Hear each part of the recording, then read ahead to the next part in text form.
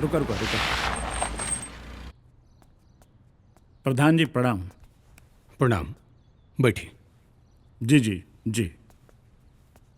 प्रधान जी, हमें क्या सुना था नहीं, रवा भोला के घर से निकाल देली। जी।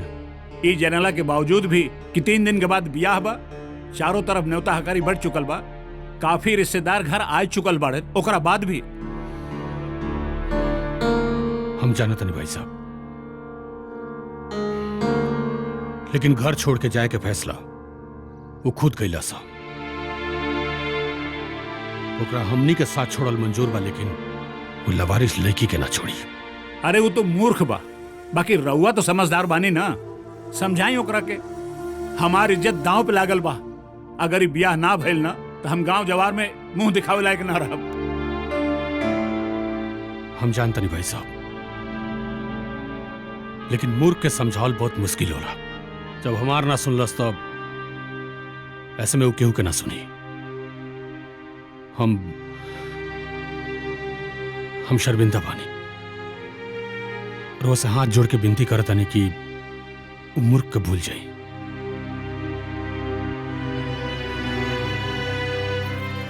अपना बेटी के ब्याह कहीं और ही करती।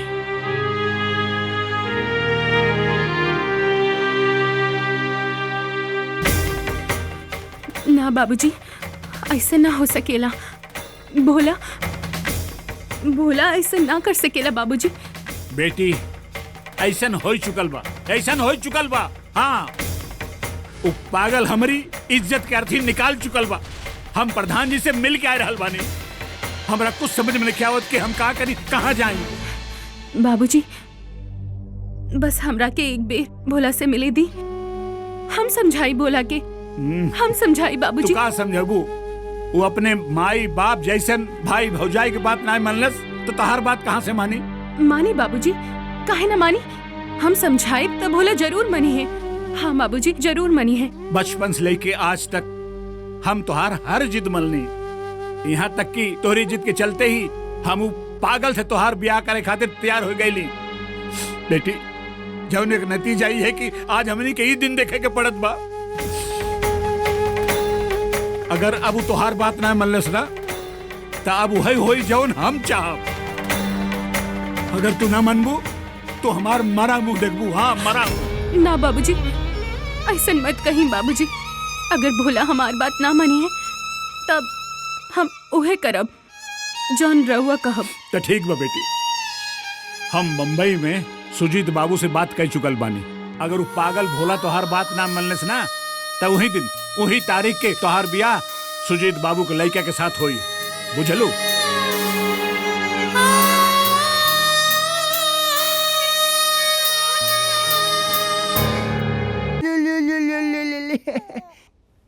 मुन्नी हमार झुलुआ झूली।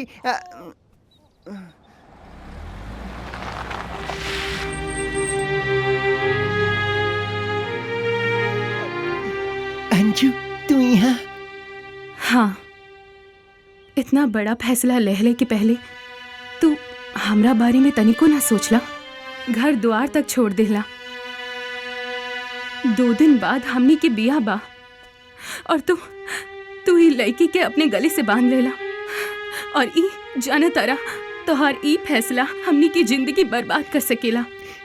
हम कुछ नहीं जानत अंजू, हम तो बस ये जानत आनी कि हम अभी लड़की के ना छोड़ सकेनी। लेकिन भोला ई लड़की के छोड़ी के कहा था? हाँ, हमनी के ई लड़की के अनाथालय में दे दिहल जाए। हाँ, समय समय पर जाकर एकर देखभाल करत रहल जाए। अनाथालय? अनाथ भइले के दुख का होला तो के पता बा? हमके पता बा। हम अपना जीते जी ए लड़की के अनाथ ना होके दे। एकर माई और बाप दोनों बन के हम एकरा के पालब।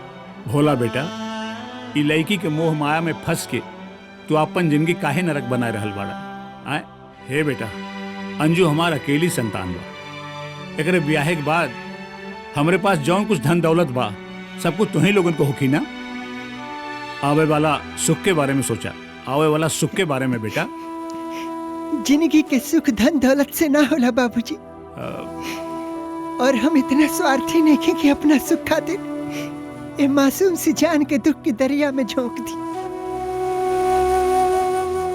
अंजू, तू तो हमारा जिंदगी में आवे वाली बाड़ू, पर ये तो आ चुकल बाड़ी। अब तू ही बतावा हम का करी। रउआ बताई हम का करी। चिल्लू भर पानी में डूब मारा या हमारी इज्जत दांव पे लागल बा और तू हमारा से पूछता रहा कि हम का करें। अंजू चला यहाँ से, एकरे दिमाग में गोबर भरल बा। एकरे सामने बीन बजौला से कुछ ना होगी। चला आवा, चला आवा। बाबूजी, एक मिनट।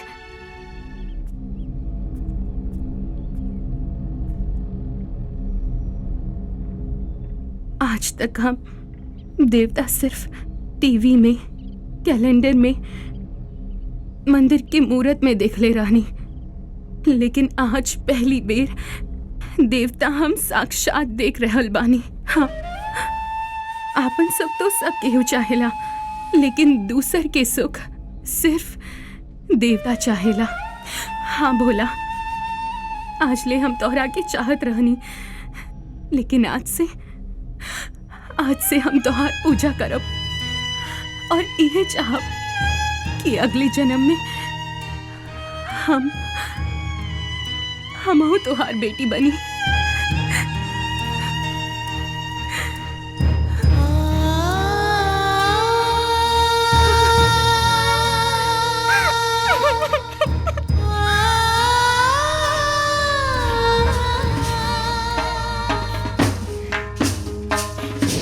पूरा फिल्म देखे खातिर अभी डाउनलोड करी दंगल प्ले ऐप।